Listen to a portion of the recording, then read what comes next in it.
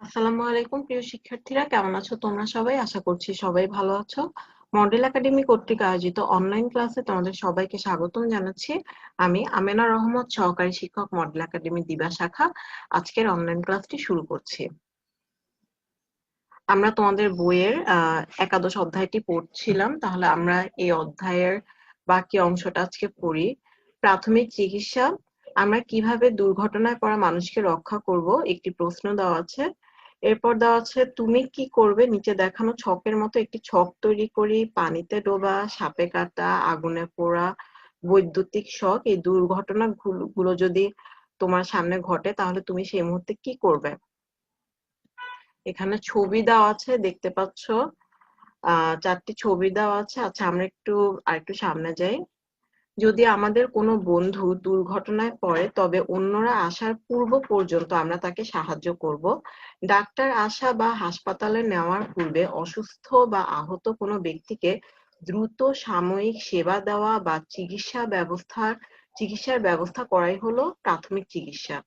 তাহলে প্রাথমিক চিকিৎসা কাকে বলে অথবা প্রাথমিক চিকিৎসা কি, এটা যদি প্রশ্ন আসে এইটুকু হবে তার উত্তর, যে ডাক্তার আসা বা হাসপাতালে নেওয়ার পূর্বে কোনো অসুস্থ বা আহত ব্যক্তিকে দ্রুত সাময়িক সেবা দেওয়া বা চিকিৎসার ব্যবস্থা করাই হচ্ছে প্রাথমিক চিকিৎসা।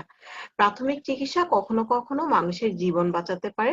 প্রাথমিক চিকিৎসার কিছু সাধারণ নিয়ম রয়েছে, নিয়মগুলো কি আমরা একটু পড়ি। সাহায্য চাওয়া। সর্বপ্রথম আমাদেরকে বড় কাউকে ডাকতে হবে বা জরুরি সেবার জন্য সাহায্য চাইতে হবে। এরপর নিজেকে নিরাপদ রাখা। আহত কোনো ব্যক্তিকে সাহায্যের পূর্বে আমাদের নিজেদের নিরাপত্তা নিশ্চিত করতে হবে, তা না হলে আমরা নিজেরাই দুর্ঘটনায় পড়তে পারি। এটা কিন্তু আমাদের ক্ষেত্রে অনেক হয়, তাই না?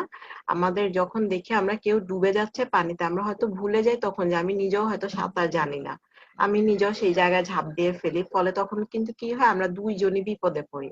অথবা দেখা যায় যখন আমরা দেখি যে কেউ কারেন্টে কারেন্টে কেউ হচ্ছে বিদ্যুৎ পৃষ্ঠ হয়েছে, তখন কি করি আমরা অনেক সময় না বুঝেই হচ্ছে তাকে কি করে ফেলি, ধাক্কা দিয়ে ফেলি অথবা ছুঁয়ে ফেলি। এর ফলে যেটা হয় সেটা হচ্ছে যে আমরাও বিপদে পড়ে যাই। তাহলে এটা কিন্তু অবশ্যই আমাদের মনে রাখতে হবে যে যখন এরকম দুর্ঘটনা ঘটবে আমরা হচ্ছে ভয় না পেয়ে অথবা আতঙ্কগ্রস্ত না হয়ে আমরা যেটা করতে পারি সেটা হচ্ছে যে বড়দের সাহায্য চাইতে পারি এবং নিজেদেরকে নিরাপদ রাখবো এবং তাদেরকে হচ্ছে যথাসম্ভব প্রাথমিক চিকিৎসা দেওয়ার চেষ্টা করব। এরপরে যা আছে, আহত ব্যক্তিকে স্থির রাখা, প্রয়োজন ব্যতীত আহত ব্যক্তিকে নড়াচড়া না করা। ৪ নম্বরে দেওয়া আছে আহত ব্যক্তিকে শান্ত রাখা। আহত ব্যক্তিকে উৎসাহমূলক কথা যেমন তুমি সুস্থ হয়ে যাবে, সব ঠিক হয়ে যাবে ইত্যাদি বলে শান্ত রাখা। তাই না? আমাদের অনেক বন্ধুরা আছে অথবা ছোট ভাই বোন আছে যারা কি হয় অনেক সময় একটু ব্যথা পেলে ভয় পেয়ে যায়, অথবা যদি কোনো জায়গায় ব্যথা পেয়ে রক্ত বের হয় তারা তা দেখে কি হয় অনেক বেশি ভয় পায়, অনেক বেশি আতঙ্কিত হয়ে যে পড়ে। তখন কি করতে হবে, তাদেরকে নাড়াচাড়া করা যাবে না এবং তাদেরকে অনবরত কথা বলে তাদেরকে শান্ত করে রাখার চেষ্টা করতে হবে, যাতে তারা হচ্ছে আরো বেশি অসুস্থ না হয়ে যেতে পারে, ভয় না পায়। এরপরে কি আছে, তাহলে এই যে তুমি তাদেরকে শান্ত রাখতেছে এটাও কিন্তু প্রাথমিক চিকিৎসারই অন্তর্ভুক্ত। হ্যাঁ, কিভাবে বিভিন্ন দুর্ঘটনায় প্রাথমিক চিকিৎসা দেওয়া যায় তার নিচে আলোচনা করা হলো। আচ্ছা, এখানে কয়েকটি দুর্ঘটনা ঘটলে কিভাবে আমরা প্রাথমিক চিকিৎসা দিতে পারি সে সম্পর্কে আলোচনা করব। তাহলে এটা কিন্তু আমাদের সবার জন্য জানা খুব বেশি দরকারি যে আহ কোনো একটা দুর্ঘটনা ঘটলে আমরা কিভাবে সেই মুহূর্তে মানুষটাকে সাহায্য করতে পারি। আগুনে পুড়ে যাওয়া, পোড়া স্থানে কমপক্ষে ১০ মিনিট ঠান্ডা পানি ঢালতে হবে। পোড়া স্থানে বরফ ব্যবহার করা যাবে না।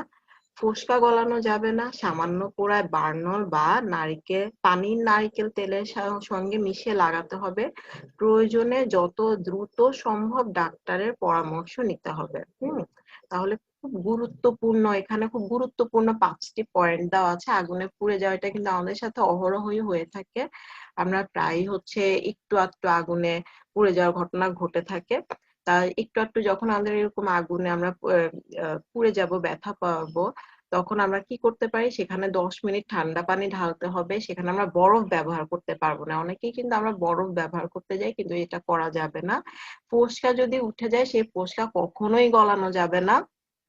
এরপর যেটা যেটা করতে পারি, বাসায় আমরা সবসময় বার্নল ক্রিমটা রাখতে পারি, অথবা যদি বার্নল ক্রিম না থাকে সেক্ষেত্রে আমরা নারকেল তেলের সাথে পানি মিশিয়ে আমরা যে পোড়া স্থানটা সেই পোড়া স্থানে লাগাতে পারি।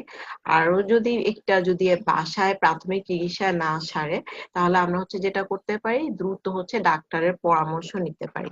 হ্যাঁ, তাহলে কেউ যদি আগুনে পুড়ে যায় সেক্ষেত্রে আমরা এই ব্যবস্থাগুলো গ্রহণ করতে পারি। তাহলে এরপর আমরা একটু বাড়ির কাজে চলে যাচ্ছি। আজকে খুব গুরুত্বপূর্ণ আমরা ৩টা পয়েন্ট আলোচনা করলাম, ৩টা পড়া পড়লাম। তোমরা সবাই এই ৩টা পড়া বাসায় খুব ভালোভাবে পড়ে ফেলবে। আমরা এখানে বাড়ির কাছে ৩টা প্রশ্ন আছে। প্রাথমিক চিকিৎসা কাকে বলে, প্রাথমিক চিকিৎসার সাধারণ নিয়মগুলো কি কি, কিভাবে আগুনে পোড়া ব্যক্তির প্রাথমিক চিকিৎসা দেওয়া হয়। এখানে ৩টি প্রশ্ন দেওয়া আছে। আমি চাইবো তোমরা এই ৩টি প্রশ্ন শুধু যে শিখবে পড়বে তা না, তোমরা এটা তোমাদের বাস্তব জীবনেও এই কাজগুলো তোমরা প্রয়োগ করবে। তোমরা এই শুধু যে জানবে তাই না, তোমরা এটা প্রয়োগও করবে। তোমাদের বাসায় যখন কেউ এরকম হঠাৎ করে দুর্ঘটনায় পড়বে, অথবা তোমরা যদি কাউকে দেখো যে সে এরকম দুর্ঘটনায় পড়ে গিয়েছে, তখন তাকে অবশ্যই এই চিকিৎসাগুলো যাতে তোমরা দিতে পারো সেইভাবে হচ্ছে তোমরা এটা জেনে রাখবে। তাহলে পরবর্তী ক্লাসে ইনশাল্লাহ আমরা আবার বাকি পড়াটা নিয়ে আলোচনা করব। আজকের মতো ক্লাস এখানেই শেষ করছি। আল্লাহ হাফেজ।